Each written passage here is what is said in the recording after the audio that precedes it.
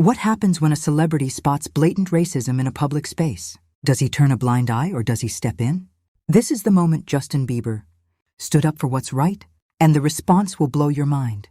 It's a normal day at the airport. People hustling through the terminal, the usual noise of rolling suitcases, overhead announcements, and tired passengers waiting for their delayed flights. But for Justin Bieber, things were about to take a turn. Instead of the usual chaos of fans and cameras, Justin was trying to hide in plain sight, just another traveler, blending into the crowd. But that peace wouldn't last. What started as a quiet moment would soon escalate into a confrontation that no one expected. Justin had been waiting for hours at the crowded LAX terminal. The delay to his flight heading to Atlanta for a charity event was dragging on. He'd gone unnoticed for a while, keeping to himself in a corner, his hoodie pulled low over his face. But that peace was shattered when he overheard something unsettling. Across the lounge, an elderly black woman sat alone, knitting a bright yellow scarf. Her calm presence in the sea of travelers stood out like a beacon of grace. But it wasn't the woman's serenity that caught Justin's attention. It was the harsh words coming from a group standing nearby. "Why is she just sitting there taking up space?" One of them sneered, loud enough for Justin to hear. Another voice followed. "Isn't there a senior center for people like her? What is she even doing here?" The woman didn't flinch, but Justin could see the tension in her body. Her dignity was clear, yet these strangers were treating her like she didn't belong. Justin Bieber sat quietly in the crowded terminal at LAX, trying to keep a low profile. The usual hustle of travelers was all around him, people rushing to their gates, kids crying, flight attendants announcing final boarding calls.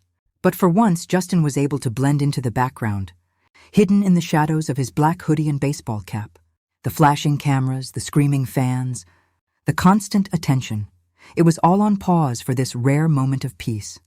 He welcomed it, but as the minutes dragged on, with his flight to Atlanta delayed indefinitely, something caught his eye. Across the terminal, sitting alone near a large window, was an elderly black woman. She was dressed in a faded coat, her hands moving with practiced ease as she knit a bright yellow scarf. In the midst of all the chaos, she seemed like an island of calm. There was something about her presence that stood out, not just because of her age, or the bright color of her knitting, but because of the serene dignity with which she carried herself. In a world where everyone seemed to be in a rush, she radiated a peacefulness that was almost contagious.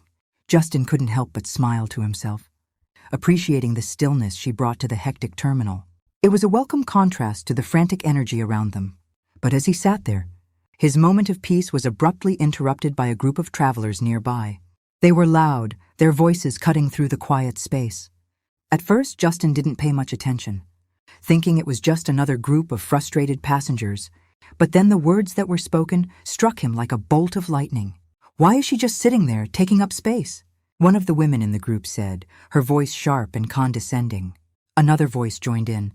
"Isn't there a senior center for people like her? What is she even doing here, wasting everyone's time?" The woman's voice dripped with contempt, her words full of judgment, as if this elderly woman, simply sitting and knitting, was somehow a problem. Justin felt his stomach tighten. It was then that he noticed the group more clearly. 3 well-dressed travelers, likely on their way to some business event or corporate meeting. Their clothes screamed professionalism, but their attitudes were anything but respectful. They stood just a few feet away from the elderly woman, their casual cruelty filling the air around them. One of the men laughed under his breath, adding, "Bet she doesn't even know how to use the self-checking kiosks. Slowing everything down for the rest of us." Justin could see the elderly woman's hands freeze mid-knit. She didn't look up at them, but her body language was unmistakable. Her shoulders had tensed, and her lips pressed together in a tight line. She was clearly trying to ignore them, but the hurt was evident in the way she held herself. It wasn't just the words that bothered Justin, it was the way these people saw this elderly woman, this human being, as nothing more than an inconvenience. To them, her age, her presence, her very existence in that moment were things to be mocked, as if she didn't belong in a place like an airport. Or worse, as if her worth could be dismissed so easily. Justin had seen headlines of hatred before, but this was real. This was right in front of him. And it wasn't right. The elderly woman, Ruth, as he would later learn, had already lived through so much. She didn't deserve to be treated like this. And in that moment, Justin made a decision. He couldn't just sit there and let it slide.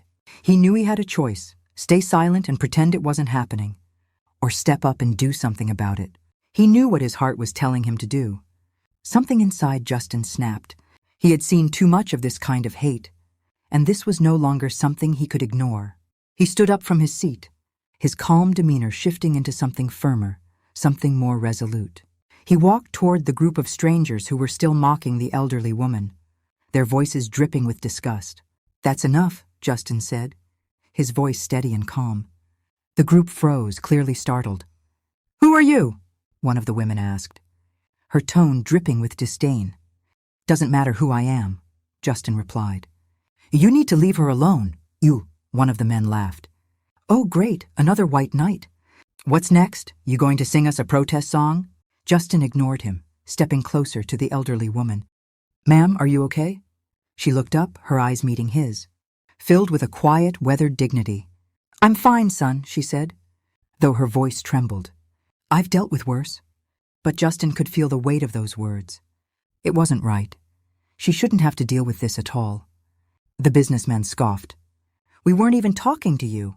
Why don't you mind your own business?" Justin inhaled, his patience thinning but his resolve steady. "It is my business," he said. "When I see someone treated unfairly, it's my business." One of the women rolled her eyes. "Oh, please, people these days are so sensitive." As the exchange continued, a murmur spread through the terminal. A few people had begun to notice who Justin was, the realization hitting them like a shockwave. Phones were being pulled out, the room slowly turning into a spectacle. "Wait, are you serious?" the businessman said, now looking at Justin in disbelief. "Is that really Justin Bieber?" The energy in the room shifted dramatically. The group was no longer in control, and Justin wasn't done yet.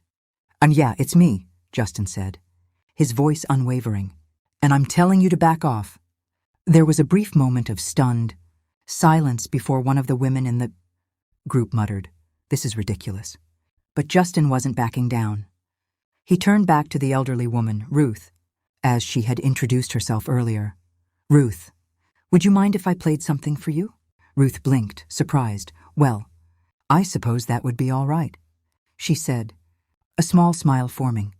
Justin pulled his acoustic guitar from his bag, his fingers strumming the first notes, sending a gentle melody through the terminal. As he began to sing, his voice rang out, filling the space with words that cut through the tension. "There's a place where we all belong. No matter the color, no matter the song, we're stronger together, hand in hand, building a future where love can stand." The entire terminal grew silent, as if they were all holding their breath. The smug expressions on the group's faces faded, replaced by a quiet unease. Justin continued to sing, pouring his soul into the lyrics. "We've come so far, but there's still a way. To break the chains of yesterday, look into their eyes, see the story untold. A history of courage, a heart of gold." When Justin finished, the room erupted into applause. Ruth, eyes glistening, wiped a tear from her cheek. "Thank you, young man," she said. "That was beautiful." Justin crouched down next to her. "You're beautiful, Ruth," he said softly. "Your strength inspires me." But just as the applause began to die down, the same woman who had mocked Ruth earlier muttered under her breath, "This is ridiculous." Justin stood up, his gaze hardening. "What's ridiculous," he said, his voice rising, "is how people think it's okay to treat someone like this. You're lucky Ruth has the grace to ignore your behavior. But that doesn't make it right." The businessman and his companions exchanged uneasy glances. "All right, fine. You made your point. Can we just go now?" But Justin wasn't finished. "No," he said. "It's not enough to just move on. We need to talk about this." He turned to the crowd that had gathered around them. "This isn't just about Ruth. It's about all the times we've seen things like this happen, and we've stayed silent. That's how it keeps happening." A young woman in the crowd stepped forward, her phone still recording. "He's right," she said. "We can't just keep ignoring stuff like this." One by one, others began to speak up, the atmosphere shifting from discomfort to solidarity. The trio of travelers, clearly rattled, finally grabbed their bags and walked away, leaving behind a terminal that felt a little bit better than it had before. As the crowd slowly began to disperse, Justin stood silently, watching Ruth, the elderly woman, gather her things. The tension in the air had faded, replaced by a palpable sense of unity and solidarity. People had been moved, changed even, by what they had witnessed. The business people who had once mocked Ruth had left, their smug expressions wiped clean, replaced by a subtle unease. Some had even started to look at the world around them differently, the truth of the situation settling deep within their minds. The applause from the impromptu musical performance still echoed in Justin's mind. But it wasn't the music that lingered.